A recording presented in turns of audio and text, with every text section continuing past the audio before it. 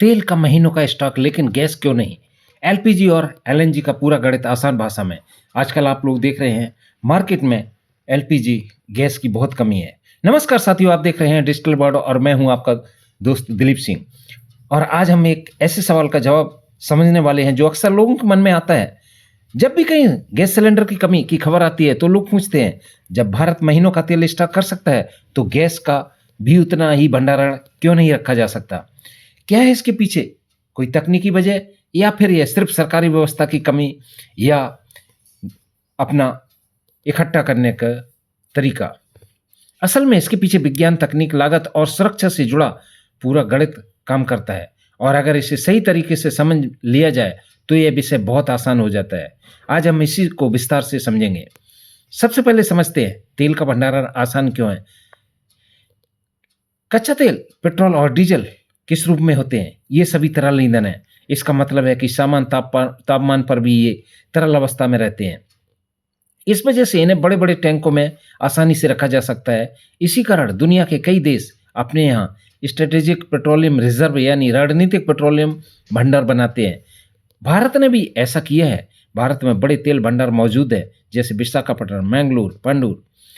इन जगहों पर जमीन के नीचे चट्टानों में बड़ी बड़ी कैवर्न्स यानी कृत्रिम गुफाएं बनाई गई हैं, जिनमें लाखों टन कच्चा तेल रखा जा सकता है। इन तेल भंडारों का उद्देश्य क्या है? तेल का इतना बड़ा स्टॉक रखने का उद्देश्य सिर्फ एक है, आपातकाल में देश की ऊर्जा सुरक्षा। मान लीजिए अचानक युद्ध हो जाए, किसी देश से तेल की सप्लाई बंद हो जाए या अंतर्राष्ट्रीय संकट आ जाए, तो ऐसे समय में देश के पास कई हफ्तों या महीनों तक चलने वाला तेल स्टॉक मौजूद होना चाहिए। इससे अर्थव्यवस्था अचानक रुकती नहीं है। अब सवाल, गैस को स्टोर करना मुश्किल क्यों होता है? अब आते हैं असली सवाल पर। जब तेल को स्टोर करना इतना आसान है तो गैस को क्यों नहीं?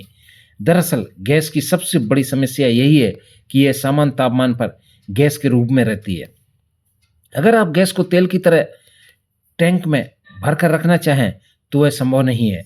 गैस को स्टोर करने के लिए सिर्फ दो तरीके होते हैं, बहुत ज़्यादा दबाव में रखना या बहुत कम तापमान पर तरल बनाकर रखना।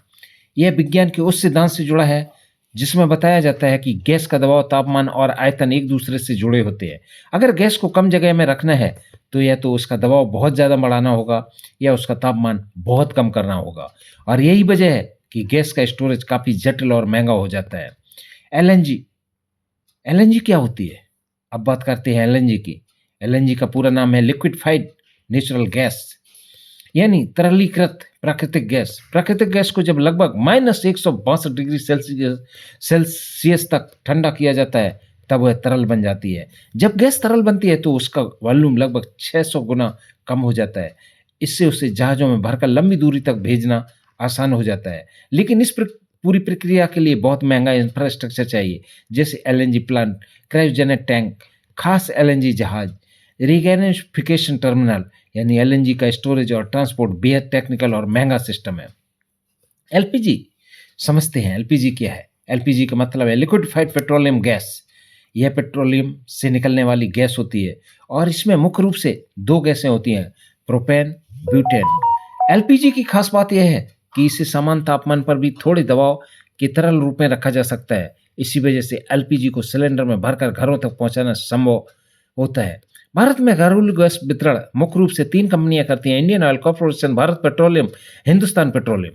इन कंपनियों के देश भर में हजारों बॉटलिंग प्लांट और गैस एजेंसियां हैं। एलएनजी और पीएनजी में असली फर्क, बहुत से लोग सोचते हैं कि एलएनजी और एलपीजी एक ही गैस हैं, लेकिन असल में दोनों बिल्कुल अलग हैं।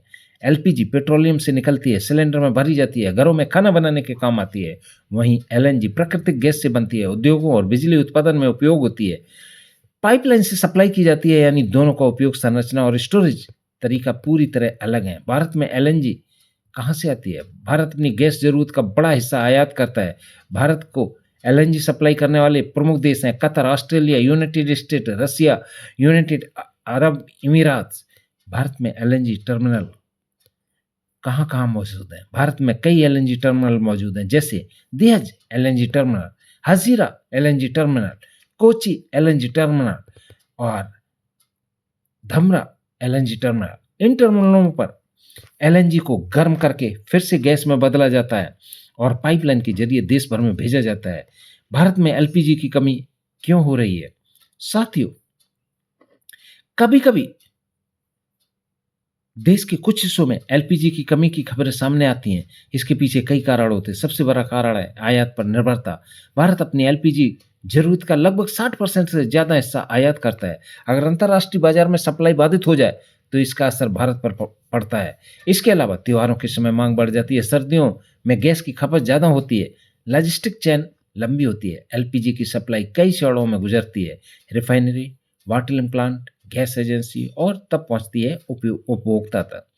अगर इस चेन में कहीं भी बाधा आती है तो सप्लाई प्रभावित हो सकती है। भविष्य में भारत क्या कर रहा है? भारत अब गैस इंफ्रास्ट्रक्चर को तेजी से बढ़ा रहा है। सरकार का लक्ष्य है कि देश की ऊर्जा खपत में गैस की हिस्सेदारी 6% से बढ़ाकर लगभग 15% तक की जाए। इसके लिए कई कदम उठाए जा रहे हैं। नए LNG terminal, gas pipeline network, शहरों में पाइप्ड गैस, घरेलू गैस उत्पादन बढ़ाना। इस दिशा में काम करने वाली प्रमुख कंपनियां gas authority of India limited, गैल। साथियों, आज भारत दुनिया का तीसरा सबसे बड़ा ऊर्जा उपभोक्ता बन चुका है। तेल के मामले में भारत ने रणनीतिक भंडार बनाकर काफी हद तक सुरक्षा हासिल कर ली है, लेकिन गैस के मामले में अभी भी देश को स्टोरेज क्षमता बढ़ानी होगी, आयात सूत्रों में विविधता लानी होगी, घरेलू उत्पादन बढ़ाना होगा। तभी भारत भविष्य में ऊर्जा सुरक्षा के मामले में और मजबूत बन पाएगा। साथियों, ये जानकारी आपको कैसी लगी? अच्छी लगी हो चैनल को लाइक करें, शेयर करें और सब्सक्राइब करें। मिलते हैं फिर अगली वीडियो में। तब तक के लिए जय हिंद, वंदे मातरम, धन्यवाद।